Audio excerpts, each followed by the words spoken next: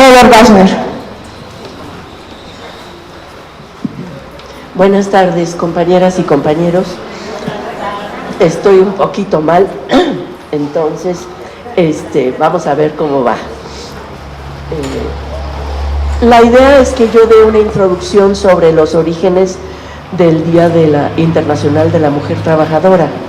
En realidad nació la celebración de los movimientos sindical y de mujeres por sus derechos del siglo XIX, pero se remontan muchas de las ideas hasta la Revolución Francesa de 1789, donde la gente luchó bajo la consigna de libertad, igualdad y fraternidad. Y lo que es conocido para el conjunto del mundo es la Declaración de los Derechos del Hombre, que salió de esa revolución, que es un documento muy bonito, nada más que no contempla a las mujeres, no las incluye, pero estaban las mujeres, como ustedes pueden ver en este dibujo. Obviamente no había fotografías en esa época, pero hubo mujeres en la revolución, como aquí se ve, y también hubo mujeres doctas, mujeres que pudieron también escribir y proclamar y decir, ¿no? Bueno, mujeres de todo tipo, y hubo una que se llamaba Olympe de Gouges, que escribió en su momento la Declaración de los Derechos de las Mujeres para su época. Posteriormente, o en esa época, se estaba gestando el desarrollo del capitalismo que conocemos hoy. Antes no existía el capitalismo, nace por esa época. Y las condiciones de trabajo, si hoy tenemos condiciones pésimas de trabajo, nos es muy difícil imaginar las condiciones que había. Hay una serie de fotos que les voy a mostrar, que son fotos de trabajadores de esa época, o trabajadoras, pero obviamente, pues, si uno está en una fábrica trabajando, no era como hoy, que tenemos fotos, que podemos sacar fotos cualquiera, se tenían que quedar quietos, ¿no? Entonces, tanto las escenas de las fábricas como de las trabajadoras son trabajadores y trabajadoras quietos y quietas. Y en las escenas que son fábricas, están todos viendo a la cámara como si fuera, porque es retrato, y son las mejorcitas condiciones que había, ¿no? Estas son trabajadoras del vidrio, como ustedes pueden ver, son negras, de Estados Unidos. Estas son niñas trabajadoras, textileras. Luego, las condiciones de trabajo, como ustedes pueden ver, aquí hay mujeres, niñas y niños trabajando las máquinas. Tenían pésimas condiciones de trabajo, tenían jornadas de hasta 18 horas al día, había trabajo infantil al por mayor, y por supuesto la gente resiste a eso. Nadie piensa que eso es justo ni correcto. Entonces, las luchas obreras y sindicales empezaron desde que existían las fábricas, empezaron las luchas. Había también luchadoras que viajaban de un lado a otro. Esta es una mujer que se llamó Flora Tristán, fue una franco-peruana, de padre peruano y madre francesa. Era ilegítima, entonces cuando murió el padre se quedaron en la absoluta miseria, ella y su mamá, viviendo en París, y tuvieron que hacer todo tipo de cosas, malabares, para sobrevivir. Ella, sin embargo, fue contemporánea de Carlos Marx, que quizá alguno de ustedes lo han escuchado nombrar, yo creo, y ella inventó la frase, no lo inventó Marx, lo inventó ella: proletarios de todos los países unidos. Marx lo hizo famoso en el Manifiesto Comunista, pero lo inventó ella, porque viajaba de país en país, de ciudad en ciudad, organizando a los obreros y las obreras de su época. Aquí hay una manifestación, no es del siglo XIX, yo creo que es de principios de este siglo, de trabajadores mexicanos. No encontré más manifestaciones, o sea, en foto me refiero, y las demandas de las mujeres, de los sindicatos y las mujeres se combinaban, aun cuando en muchos sindicatos no admitían mujeres. Aunque fueran trabajadoras, no las aceptaban en los sindicatos, los compañeros. Era una división de la misma clase trabajadora que atravesó toda la clase por su condición de mujer. Aun cuando eran obreras, aun cuando eran igual de explotadas o más, no las dejaban entrar a los sindicatos. Entonces, pero algunos sindicalistas sí y otros no, y las mujeres tuvieron que fundar sus propios sindicatos de mujeres, porque no había cabida para ellas en los sindicatos varoniles. Obviamente esto debilitaba la lucha, no solo de las mujeres, sino también de los compañeros, ¿no? Entonces, las demandas, ¿qué demandas ponían? Obviamente había en las demandas, había una combinación de las demandas obreras netamente, salarios, jornada, condiciones de trabajo, con las demandas de mujeres por sus derechos, es decir, la demanda por derecho a la educación, el derecho al trabajo, el derecho a salarios mejores, porque descaradamente se pagaba la mitad, menos de la mitad a las mujeres que a los obreros. El patrón decía: eres mujer, ¿por qué te voy a pagar más? O sea, eso les parecía normal. Y también exigían el voto. Desde muy temprano en el siglo se exigía el voto.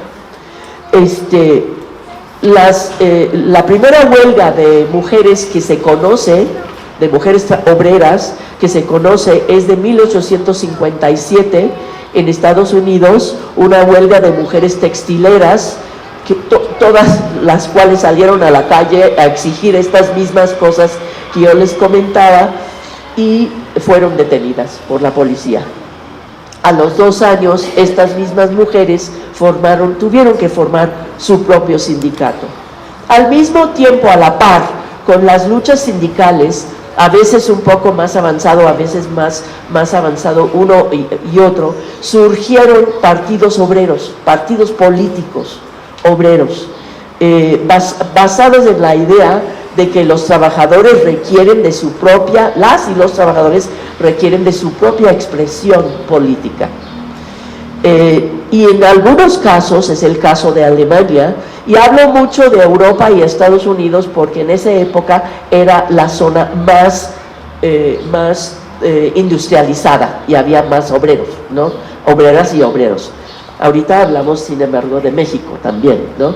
En el caso de Alemania, de hecho, los partidos formaron los sindicatos y por eso había tanta lealtad al partido, porque de hecho el partido había sido el instrumento de que estas personas que iban de ciudad en ciudad buscando organizar, habían sido el instrumento de organización del sindicato, que es lo que salva, o por lo menos puede dar cobijo a los trabajadores frente a un patrón todopoderoso.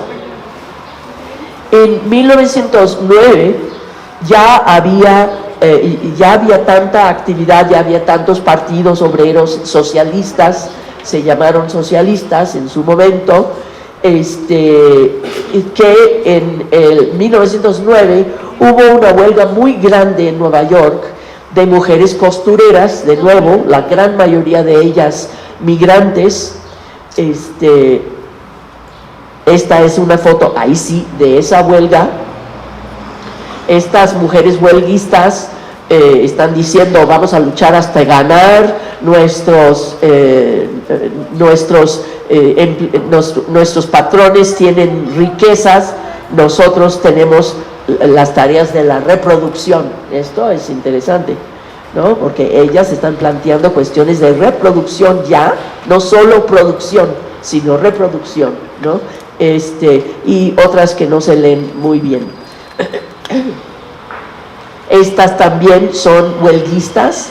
Se ven como muy elegantes porque salían muy elegantes, querían mostrar que era gente decente, ¿verdad? Eran pobres y tenían condiciones de trabajo terribles, pero tenían su orgullo también, ¿no? Entonces, por eso, y es el estilo de la época, ¿verdad? Un sombrero enorme, aunque fuera uno obrera, ¿no?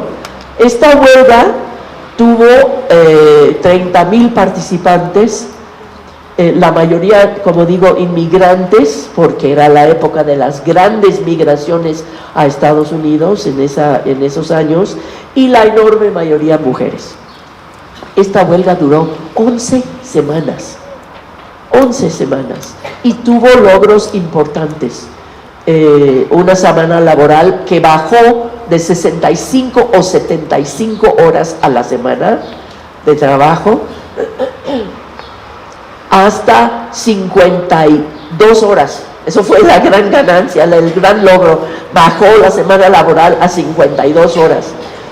Lograron vacaciones pagadas, lograron una compañía, que las compañías suministraran los materiales de trabajo, porque las mujeres tenían que poner las agujas, los hilos y otros instrumentos de trabajo, ellas, para poder trabajar. Se los exigían, entonces ganaron que cuando menos esos materiales pues los pusiera el patrón.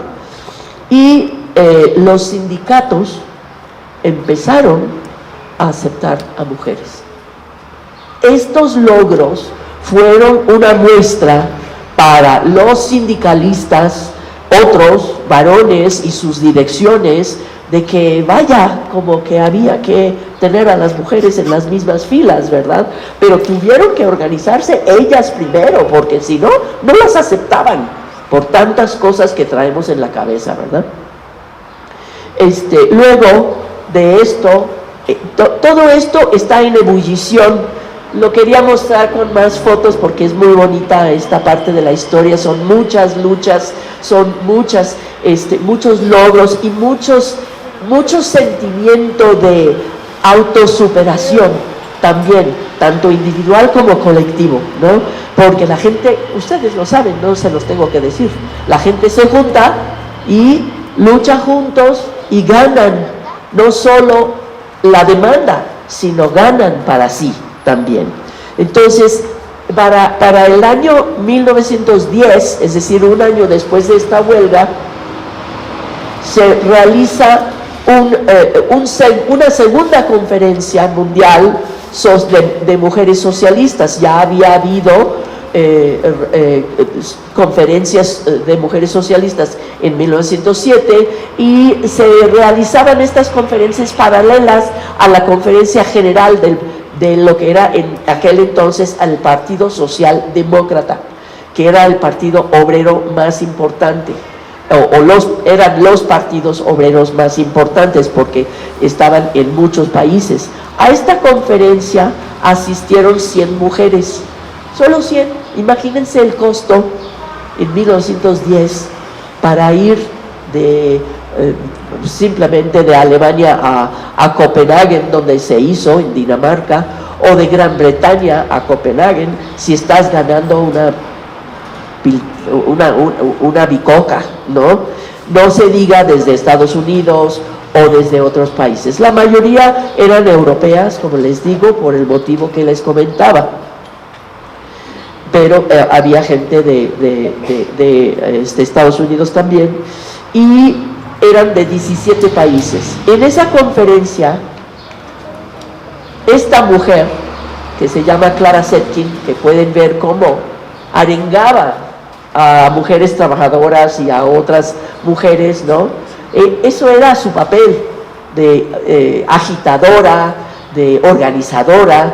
Ella era la dirigente más importante de las asociaciones de mujeres en Alemania.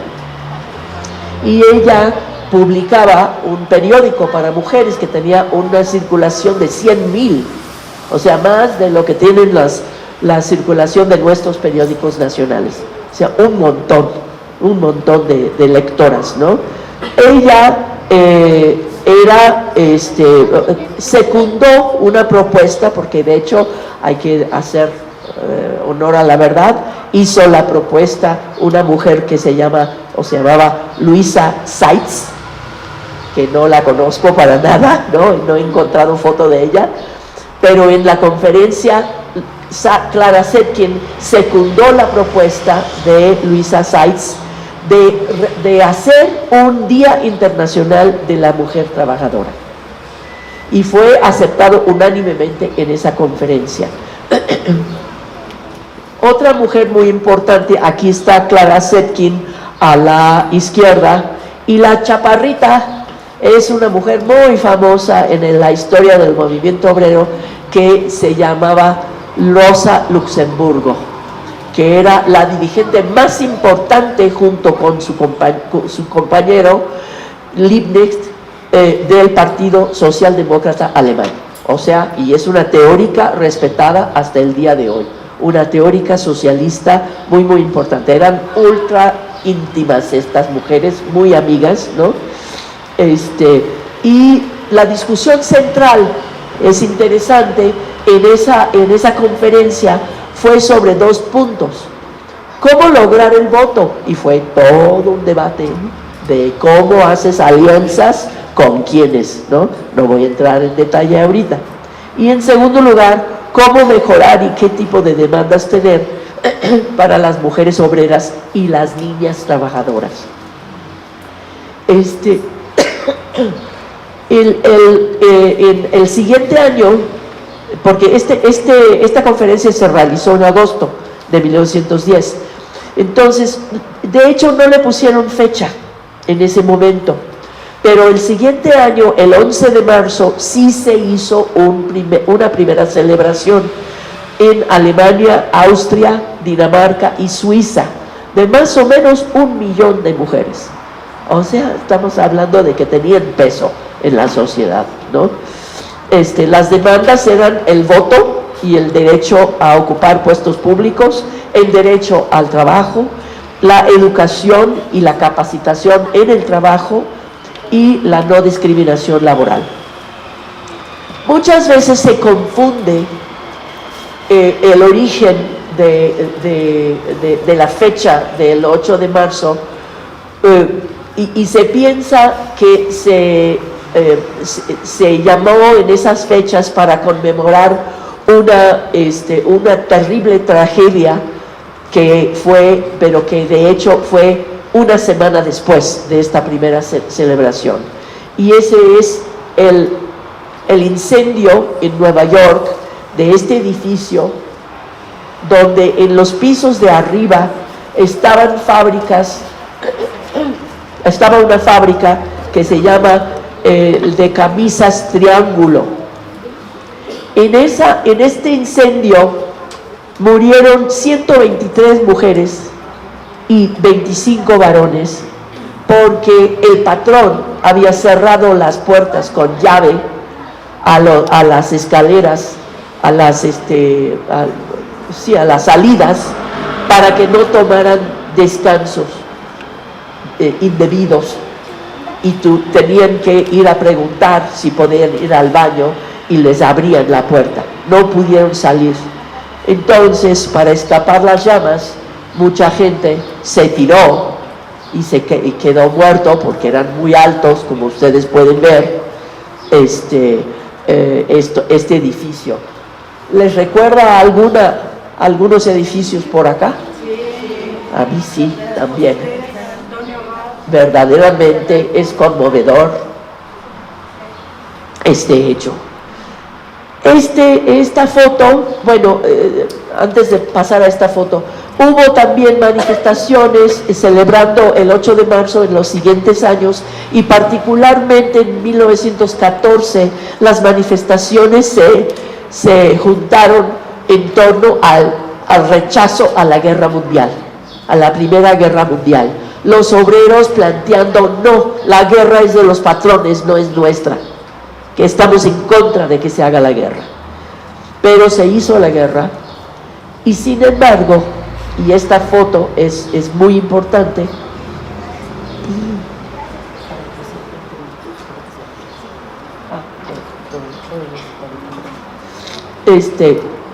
entonces en el año 1917 ustedes conocerán esa fecha, algunos, porque fue la fecha de la Revolución Rusa. Pero lo que no sabíamos muchos, hasta ahora más o menos recién, es que esa revolución inició con las manifestaciones en torno al 8 de marzo. En febrero de ese año, después de que ya había 2 millones de muertos rusos, soldados rusos muertos en la guerra, empezaron a haber motines por hambre en la capital, en San Petersburgo, porque la capital no era Moscú, era San Petersburgo. El 3 de marzo, además del hambre, empezó una hambruna, no un escasecito, ¿no? Una hambruna. Y el 3 de marzo cerraron una fábrica donde había 30,000 trabajadores en esa misma ciudad. Entonces, el 8 de marzo se confundieron en la calle las colas para esperar pan, las manifestaciones de los trabajadores despedidos y las mujeres que eran las mujeres que estaban luchando por sus derechos por el 8 de marzo. Se juntaron y se hizo una rebelión, y eso fue el inicio de la Revolución Rusa de febrero, que posteriormente hubo otra en octubre, ¿no? Pero es importante señalar esto porque me parece importante señalar que se conjugaron luchas y nadie perdió algo porque las mujeres estaban luchando, ¿no? Al contrario, se conjuntaron las luchas y las consignas todas, ustedes recordarán, de la Revolución Rusa fue pan, paz y tierra. Por eso se hizo la Revolución Rusa. Ahora, pero ¿y todo este tiempo qué pasaba en México? ¿Qué? ¿Estamos borrados del mapa o qué ondas? Pues no estábamos borrados del mapa. Al igual que en otros países empezaron las luchas por los derechos de las mujeres en el siglo XVIII, por parte a veces de mujeres, de mujeres letradas. Conocemos todas las heroínas de la Revolución de 1810, pero lo que no se conoce tanto son otras mujeres que lucharon, como esta mujer que tiene un nombre bien gringote, así, pero es que nació en Tasco, ¿no? Se llamaba Laureana Wright de Klein House. ¡Wow! Se llena uno la boca con ese nombre, ¿no? Y yo me siento rara, ¿no? Que me llamo Heather, ¿no? Entonces, ella en 1887 fundó la primera revista feminista de este país, que se llamaba Las Violetas de la Anáhuac. Y solo escribían mujeres criticando a Porfirio Díaz. Luego, es Matilde Montoya, predecesora de mi camarada de al lado, la primera doctora graduada de la UNAM en 1887. Obviamente había obreras en este país. En 1907 la huelga de Río Blanco fue precursora de la Revolución Mexicana. Es una fábrica textil muy grande, y hubo en esa lucha de 400 a 800 muertos por la huelga. Aquí hay, bueno, y luego todas sabemos de las soldaderas y la revolución, ¿no? La Revolución Mexicana, que inició en 1910, obviamente desplazó a medio país. Esto significa el desenraizamiento de las mujeres, de todas las familias, el revoltijo de todo, y desgraciadamente a veces pasaban los ejércitos, raptaban a las mujeres en los pueblos y se los llevaban. y eso es el origen de las soldaderas, ¿eh? No es que fueron aquí primero a la lucha, no, o sea, fueron raptadas y luego se rebelaron, ¿no? Entonces, pero pasó con 1 millón de gentes, ¿no? Entonces estamos hablando de muchos procesos diferentes. No dudo que haya habido, porque sí había mujeres en el partido, ¿cómo se llama el precursor obrero? El Partido Liberal, que eran anarcosindicalistas. Entonces había mujeres en ese partido que eran luchadoras desde antes de la revolución, o sea, no es para quitarle nada a las soldaderas, ¿no? Pero muchas sí fueron raptadas, ¿no? Pero se integraron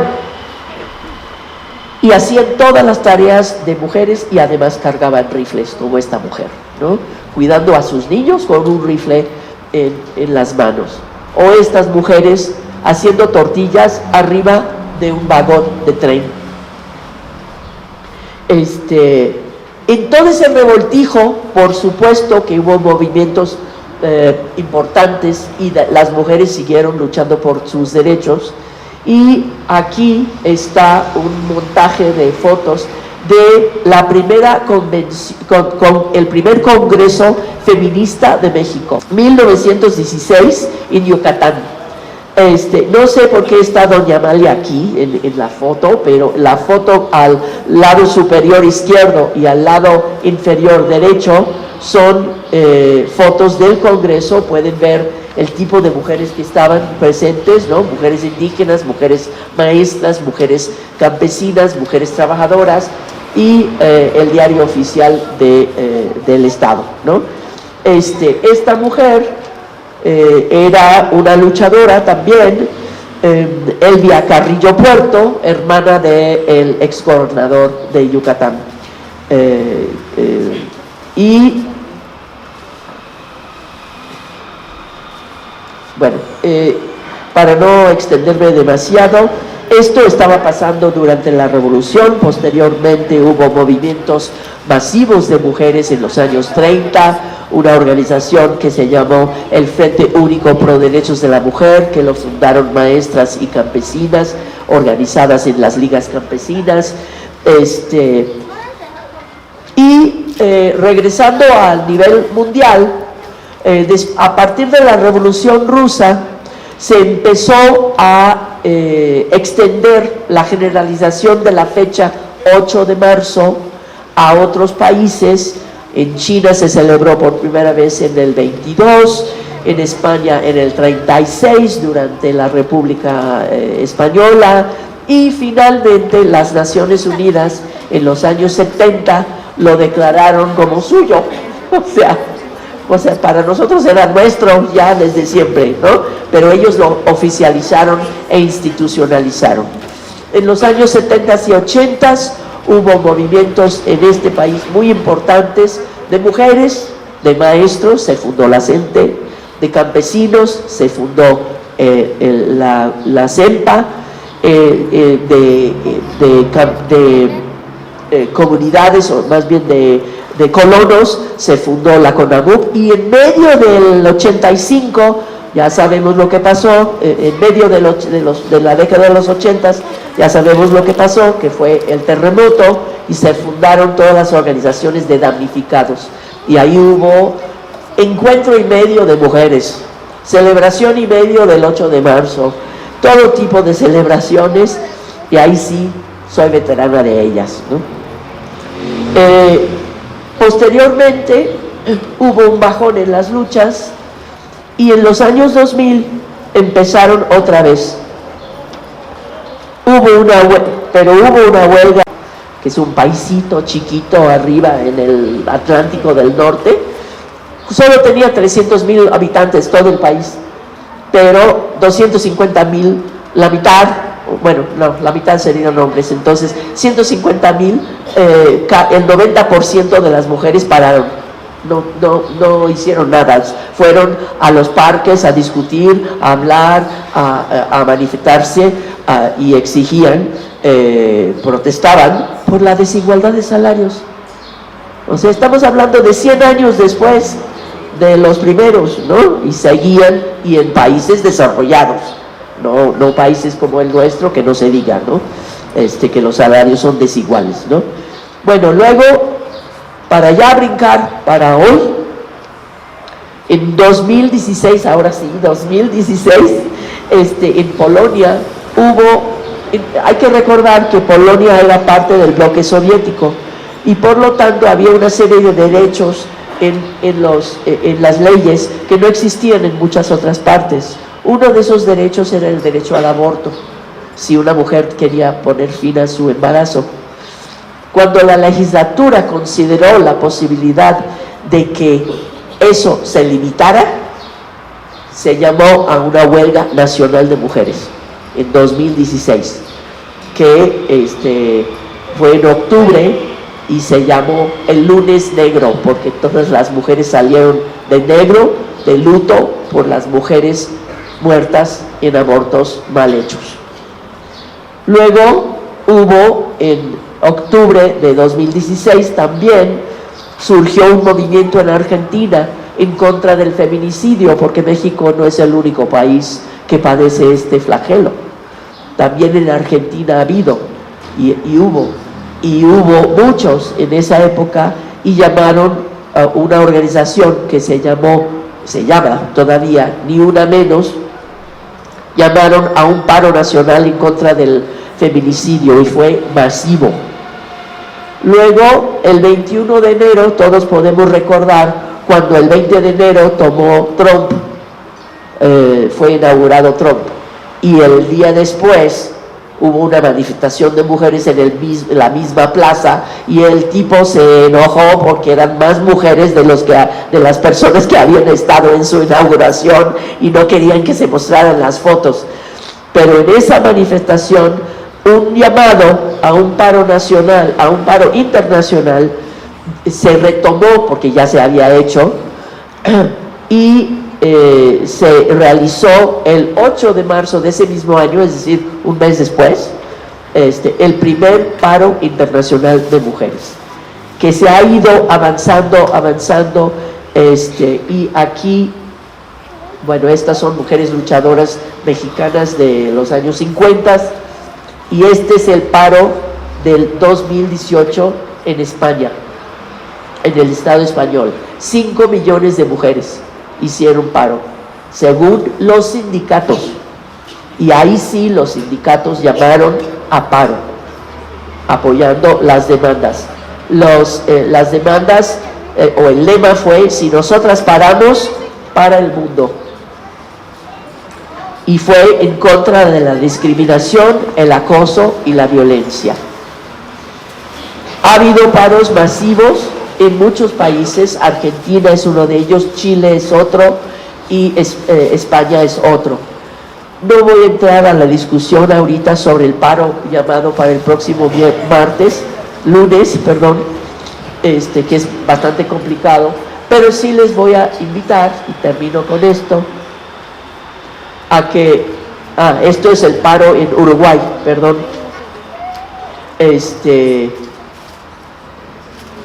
sí, el año antepasado, en Montevideo. Ese es un país de 3 millones de personas, es un montón de gente en la calle, ¿no? Entonces, los quiero invitar a la marcha que estamos organizando para el 8 de marzo, este domingo, a las 14 horas, como es domingo, y a lo que es el Zócalo Violeta, que vamos a hacer esta misma presentación que hicimos allí, en el Zócalo, y va a haber una marcha, yo creo, bastante grande, y un meeting en el Zócalo. Salimos del Monumento a la Revolución, y estos son los ejes políticos, y son muestra de que se conjugan las demandas contra la violencia, por supuesto, y la violencia feminicida específicamente, contra la Guardia Nacional, porque nos cuidamos nosotras, no creemos que la Guardia nos está cuidando, por universidades y escuelas sin violencia, en contra de la precarización laboral y los despidos, el reconocimiento del trabajo doméstico como reproductivo y necesario para el conjunto de la sociedad. No es un trabajo que es nada más por amor. Involucra nuestro amor, pero no es un trabajo nada más de las mujeres y no es un trabajo que se debe de realizar por amor.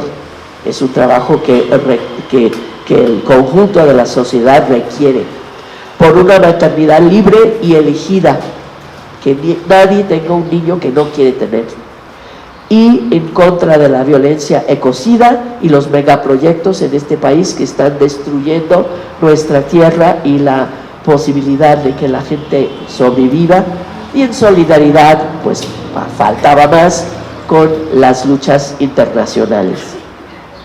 Muchas gracias.